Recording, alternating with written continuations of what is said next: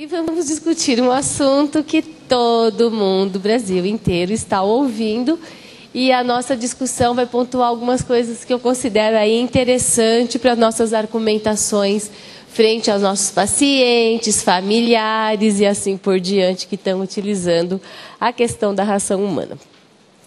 Para vocês terem uma ideia, na hora que você coloca a palavra ração humana no Google, nós encontramos 184 mil resultados falando sobre esse assunto. Invadiu o Brasil, mas não invadiu ainda o mundo. Então foi uma ideia brasileira, né? Que tem coisas muito criativas no Brasil, mas realmente tem algumas coisas que dá angústia, né? De ser brasileiro. Porque você começa com o tema ração humana, que é ração coisa de animal. Então, você volta uma questão toda de um estudos científicos mostrando toda uma questão da individualidade e tal, e você volta para uma questão de uma padronização. Então, bem complicada essa reflexão. Mas, enfim, vamos começar com um caso, e com certeza vocês, atuantes, a maioria nutricionistas funcionais, nos seus consultórios, possivelmente já tiveram pacientes que vão apresentar um caso que eu trouxe para discutir com vocês. Quantos exemplos outros vocês teriam para estar me ajudando nessa discussão? Então, eu trouxe o caso de uma senhora do sexo feminino que, após ela ter escutado no Fantástico sobre a ração humana, ela incorporou o consumo da ração humana. E o que aconteceu com essa senhora de 55 anos após um mês de uso de ração humana? Ela engordou 4 quilos. E o grande apelo da ração humana é exatamente auxiliar no emagrecimento. Além de ela ter engordado 4 quilos, ela começou a apresentar vários sinais e sintomas, como ataques de espirros, olhos com bolsas de olheiras, dores musculares, estresse mental, ansiedade, irritabilidade, agressividade, mudança de humor, abdômen inchado, distendido, queimação, azia, a boca ficou amarga, obstipação que a gente vai discutir daqui a pouquinho, dores musculares, rigidez e limitações de movimentos, né, que piorou, porque ela já tinha um peso um pouquinho maior, com os 4 quilos piorou ainda mais.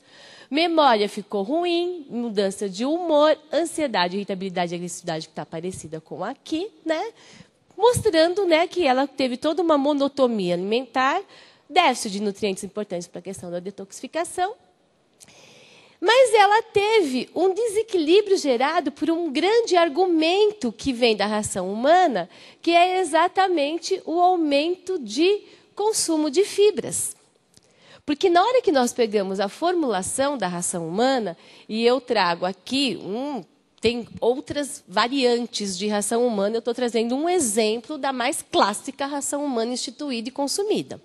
Na hora que nós pegamos essa formulação, com a presença de fibra de trigo, extrato de soja, semente de linhaça, açúcar mascavo, aveia, gergelim, germe de trigo, gelatina, guaraná em pó, levedura de cerveja e cacau em pó, nós vamos verificar que o consumo de fibras, realmente, ele é um consumo interessante, grande. Só que o grande problema técnico é que toda vez que eu aumento o consumo de fibras, o que eu tenho que aumentar conjuntamente com o consumo de fibra? Água. Isso é super conhecido na nossa prática clínica, mas com trabalhos científicos muito importantes mostrando esta relação. E mostrando ação humana, Brasil, relação obstipação, aumento de fibra com água, tornando mais preocupante ainda virar uma mania nacional. Porque este trabalho de 2007, que foi feito em 7 países, mostrou que o Brasil é o maior país com obstipação. Então, nós estamos num país que está lançando mão de uma ração humana, todo mundo consumindo, a água é importante, num país que é o maior, que apresenta o maior índice de obstipação. E água é importante? É, com trabalhos científicos mostrando isso, sim.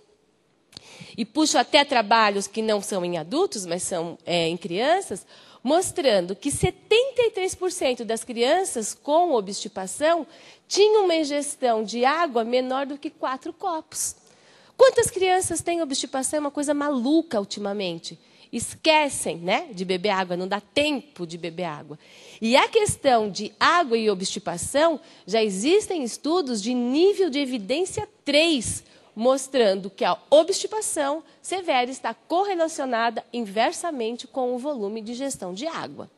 Então, no mínimo, para esse consumo da ração humana, as pessoas deveriam ter um consumo médio de 4 a 5 litros de água por dia. E elas apresentam isso? Não. E por isso que esse caso, por exemplo, é um que eu trouxe que, com o uso da ração humana, aumentou a obstipação dessa paciente e, com certeza, de tantos outros pacientes.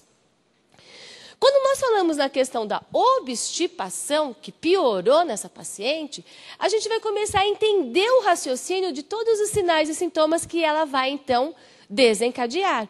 Por quê? A microbiota intestinal, que começa a ter toda uma alteração, porque se tenho obstipação é porque eu não tenho uma microbiota intestinal adequada, leva todo um processo inflamatório.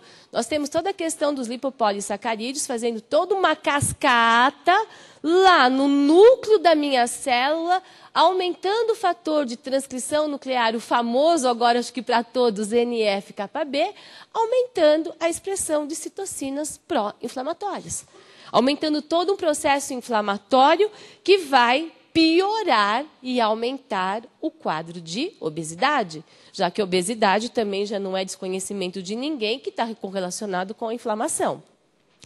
Então, na hora que eu tenho todo esse processo acionado, eu tenho toda uma interligação da instalação da inflamação alérgica, que vai ter toda uma alteração na minha própria questão da minha expressão do meu gene, piorando esse quadro de obesidade. E os mecanismos que vão conduzir à tolerância da mucosa, essa hipersensibilidade no tracto digestório, está muito bem estabelecido. Hipersensibilidade alimentar vai aumentar sintomas de inflamação, piorar a questão da função intestinal, com o aparecimento do inchaço que ela apresentou, com dor na articulação e assim por diante. Então, gatilhos muito importantes que a gente começa a discutir. E eu vou, com certeza, pontuar o meu maior gatilho na minha palestra na questão das substâncias alergênicas. E quando a gente começa a discutir a questão das substâncias alergênicas, nós vamos verificar que tanto a alergia alimentar como as toxinas, e a alergia alimentar, que eu me refiro aqui, é porque o pool de alimentos utilizados eu tenho tanto pelo processo da obstipação, mas pelos alimentos que são utilizados, eles têm na sua maioria proteínas. E essas proteínas, quando ingeridas na sua monotonia, com uma certa constância, ela estimula o sistema imunológico. Então, só para a gente ter um conhecimento prévio. Quando a funcional fala muito da questão do leite, que o leite ele acaba provocando uma série de doenças, porque ele ativa o sistema imunológico, porque nenhum ser humano consegue digerir a beta-lactoglobulina, é verdade. Aí as pessoas todas pegam, substituem o leite, que virou já também uma realidade nacional, muitas pessoas substituindo o leite, e se entopem de soja.